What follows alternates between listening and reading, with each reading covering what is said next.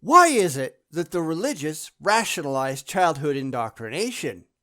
Well, it's for the same reason they rationalize all the other evil crap that they do. Because feelings matter more than facts in their tiny little heads. It wasn't too long ago that I showed Eric Lyons trying to explain this, and this time we're going to watch Andy Bannister give it a shot. And I don't think he's going to get anywhere useful.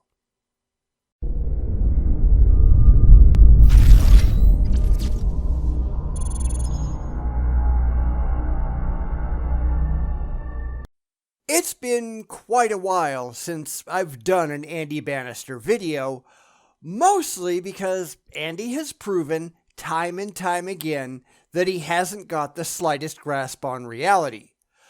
Granted, if that was the standard I went by, I'd never look at another apologist video because pretty much all of them are exactly the same way. This time, though, he wants to talk about indoctrinating kids. And he's just wrong about absolutely all of it. Why?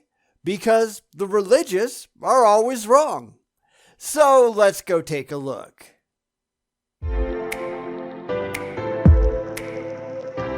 One of the objections I sometimes hear from atheists and secular friends is, you religious people, you like to raise your children in your faith tradition, and let's be honest, that's indoctrination, that's brainwashing, just pumping their heads full of, faith-based ideas like that. In fact, Richard Dawkins, the famous celebrity atheist, in his book, The God Delusion, even went so far as to say raising a child in a religious faith is the equivalent to child abuse. It honestly depends on the situation, but there are certainly some things that get taught in religious circles that absolutely do qualify.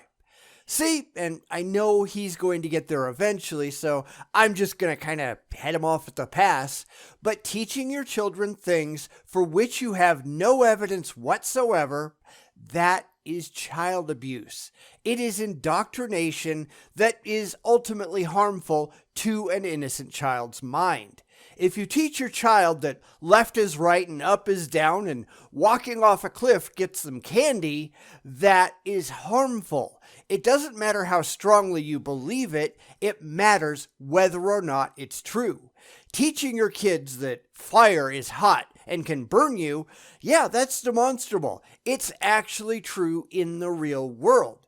Teaching your kid that God will provide and to avoid doctors, that is not. That just gives you dead kids. How might I, as a Christian, respond to that? Well, the first thing I guess I'd want to say, if I had Professor Dawkins here, I'd say, look, Richard, I completely agree with you that exposing children to really bad ideas is maybe not a helpful thing. But my first question would be, who gets to decide what's a bad idea and what's a good idea? Reality. Reality gets to decide. Because only the things that are objectively demonstrable in the reality that we all share matter. All ideas are not created equal, and I know the religious hate that because it's their beliefs that are left out in the dust. We teach people, not just children but everyone, demonstrable ideas that can be verified through evidence and logic and reason. And that's not Christianity, and that makes them sad, but I don't care. And this goes for all religions. I think it also goes for things like flat earth crap and geocentrism as well. This is not what happened. This is not real. Now, for some of it at least, it doesn't much matter. It won't impact the child's life moving forward. I don't know of any cases of children being traumatized into adulthood because they believed in Santa Claus or the Easter Bunny as a child. Hell, though, that fucks people up, and that lasts throughout their lives.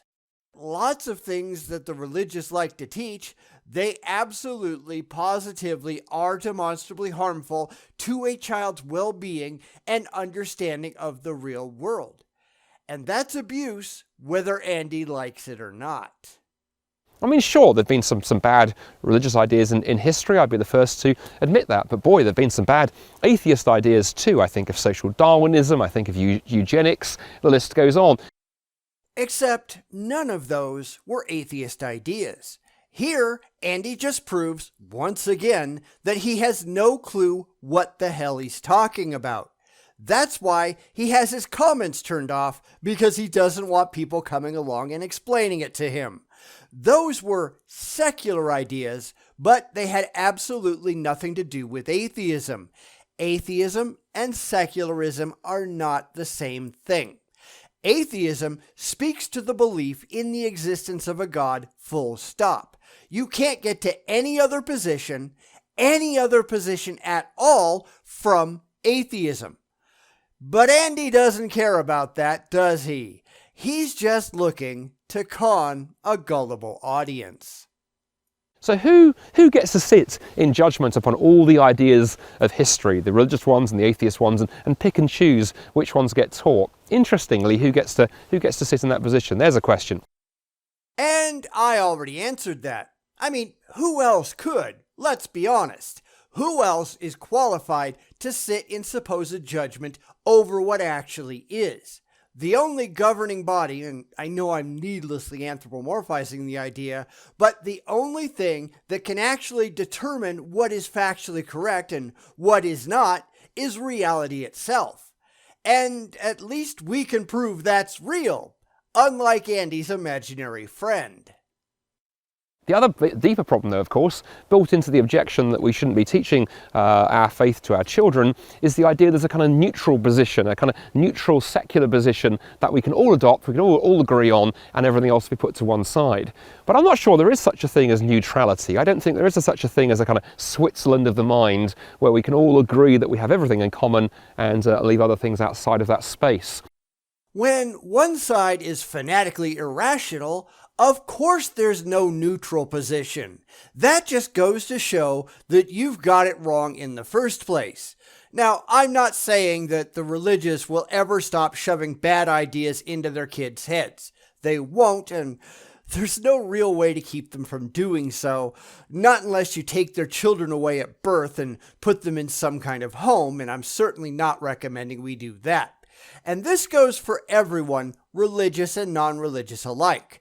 Bad ideas are bad ideas, and lots of people unfortunately have them. They are going to pass on the things that they sincerely believe, even if they do so for really terrible reasons, to their children growing up. We're just pointing out that this can, and it does, cause problems that have to be overcome later in life. In the most extreme cases, it physically, emotionally, and sexually scars kids for years and years and years on end. It doesn't matter what you believe is true. It only matters what is actually true. I wish you'd learn the difference, Andy. I really do. Because so many of the ideas that we want to teach to our children are actually deeply religious ones. I think, for example, we want to teach our children about human rights and dignity. We want to teach them to treat other people with respect and dignity, even though their ideas may differ, because of the very nature of human rights and what it means to be human. And here, Andy is just running around with the goalposts. Other people are demonstrably real. We have to live with them in a collective society. Society exists whether you like it or not. These are not religious ideas. These are objective reality. And I know that Andy has a serious problem with that, but too bad. The crazy ideas in his head are not the same things as the objectively verifiable facts that we can test in the real world. Absolutely every one of those ideas can be come to without ever once straying into his religious happy land. The fact that Andy will lie to your face, that's very telling, isn't it?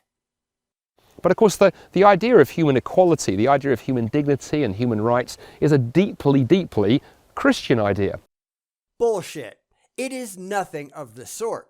In fact, you only have to look at the history of Christianity to see that Christians traditionally haven't respected human rights at all, especially the rights of those outside their little insular in-group. all you have to do is look back at 2015 when Christian churches fought against granting gay people's equal rights under the law to marriage. That's easy to see. American slavery, which was mostly based on Christianity, that was the very antithesis of equality and equal human rights. Christians, and it was mostly Christians here, were against giving women equal rights and the right to vote, and they're still doing it today. You can go out there right now on Christian forums, Christian subreddits, etc., and see people arguing for traditional Christian gender values. Fuck you people. It's like Andy doesn't even think about the words before they come out of his mouth, right? Because why the hell would he do that? An atheist writer, Luke Ferry, who in his book, A Brief History of Thought, points out that human rights is a very Christian idea. He says, as an atheist, I am grateful to Christianity for the idea that all people are equal and have rights and dignity. He said would have been a completely bizarre idea in the ancient world. It's an idea that has a context, a very Christian context. I don't care what you can find that someone somewhere said. I care what you can prove. Now, while it is true that people who happen to be Christians did have something to do with declaring some rights for some people, that doesn't mean Christianity was necessary to the thing. And I've said this before. We can get to any worthwhile position, any position based on logic, reason, and evidence, entirely without religious thought. Just because it did happen, that doesn't mean that it had to happen. Just because Hitler's final solution did happen, that doesn't mean that it was a fixed point in history that had to happen as it did. There are all kinds of things that could have happened in the 1920s and 1930s that would have headed off the Third Reich's rise to power. Now, I understand that you can't play what-if games with reality, but Andy is saying that Christianity was necessary for the development of rights when clearly that's just not so. Just because it happened to happen that way, that doesn't mean that it had to happen that way. We could have gotten there just fine without his stupid side. And we'd probably have gotten there sooner. But one kind of sort of final personal thought on this, I address this question as a parent. My wife and I have two beautiful children. As I record this, I have an 8-year-old and a 5-year-old, and we are certainly teaching our children about our faith. We're not brainwashing them, we're not indoctrinating them. I want them to think for themselves and one day choose Christ for themselves, but I will do my very best to communicate the truth of the Christian faith for one reason only. I think it's the best gift I can give them. And I would disagree. Now, so long as Andy isn't teaching them to strap on bomb vests or forego legitimate medical care, I'm really not that worried about it. The statistics show that children of strongly religious people are much more likely to reject religion later on in life than those of moderate or liberal theists. So, yeah, Andy, keep on going. You're only going to wind up driving them away from the faith, and that's a good thing. But here is where he's doing it wrong. It's the job of parents not to teach the kids what to think, but how to think. It's to teach them how to be decent human beings. It's to teach them how to rationally reach conclusions based on evidence and reason. And at least when it comes to his religious faith, Andy and his wife, they're not doing that, are they? I don't know if they're homeschooling or not, and I wouldn't be surprised because the religious, especially the more fanatically involved, they tend to be terrified of education that they can't directly control. But for most Christian children, getting a good secular education tends to snap them out of the religious insanity that they've had their heads stuffed with since they were born. And that's a good thing, so long as we can keep the schools from indoctrinating some other asinine, unsupportable blind faith, like happens a lot. But it's one big reason why Christianity in particular is falling apart in the Western world. People are learning that it's just not defensible. I think the news of who Jesus is and what he did and what he reveals about God and how we can have a relationship with him is the most incredible news in history.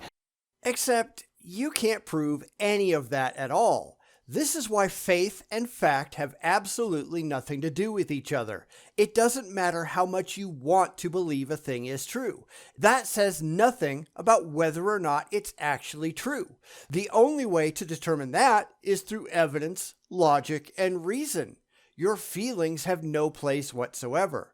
You hear that very same rationalization coming from all kinds of crazy people, conspiracy theorists who want to indoctrinate people to believe their crazy rants, alien abduction nutballs who insist on scaring their kids with stories of alien anal probes, people who talk about mysterious monsters in the woods and who insist their kids sit down and watch idiotic ghost hunter shows.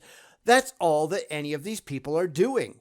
It's brainwashing their children because none of this is actually real. And while Andy can probably work out what's going wrong with regard to all the rest of these people, he can't see it in his own blind faith. None of them can. They're all blinded to their own stupidity. And that's kind of sad, isn't it? And if I said to my children, I'm sorry kids, Daddy's not going to tell you this, this is incredibly important, but I'm not going to say anything, that to me is deeply abusive. Rather, I want to do what every parent wants to do. I want to convey to my children the very best that I can, to teach them the most important things that I can, and teach them, sure, to respect others, but also to tell them why Mum and Dad think these things matter so very much.